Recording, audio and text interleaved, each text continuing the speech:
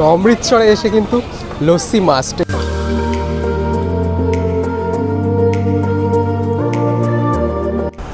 তো good morning, এখন বাজে সকাল ঘড়িতে সকাল 9:54, আজকে 31শে অক্টোবর 2023। আমরা সকাল 7টার সময় রওনা দিয়েছি জম্মু থেকে পাঞ্জাবের উদ্দেশ্যে।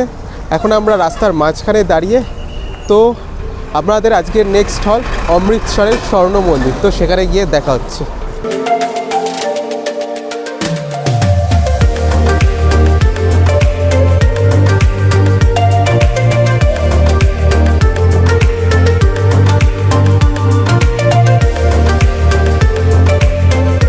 আজকে আমরা অমৃতসরের গোল্ডেন টেম্পলে আছি। তো গোল্ডেন টেম্পল বা হরি মন্দির সাহেব টেম্পল বা দরবার সাহেব যাই বলুন আপনারা কেন, সেটা শুরু হয়েছিল তৈরি করা 1581 সালে এবং শেষ হয়েছিল 1589 সালে। তো এখানে আজকে আমরা আছি, খুবই এনজয় করছি। কালকের থেকে আছি, কালকে বিকেলের রূপ দেখবেন, আজকে সকালের রূপ দেখবেন। খুবই সুন্দর এক পরিবেশ। আর বিকেলে ওয়াঘা বর্ডার যাচ্ছি, সেখানে গিয়ে আপনাদের সাথে দেখা হচ্ছে। তো অমৃতসরে এসে কিন্তু লস্যি মাস্ট। এই গ্লাসটা 60 টাকার, খুবই সুন্দর খেতে, একদম ওপরে দই দিয়ে একদম দিয়েছে। তো লস্যি।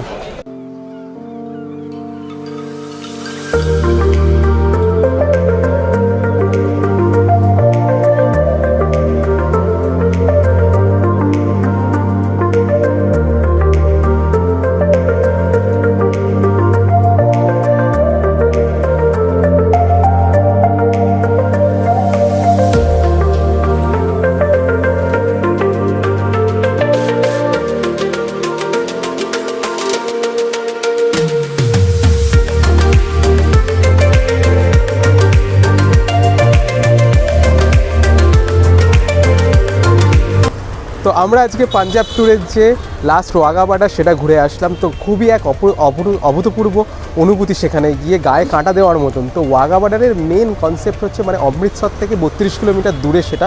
আমরা অটো করে গেছিলাম, আপনার গাড়ি করেও যেতে পারেন, 1400 টাকা করে ভাড়া।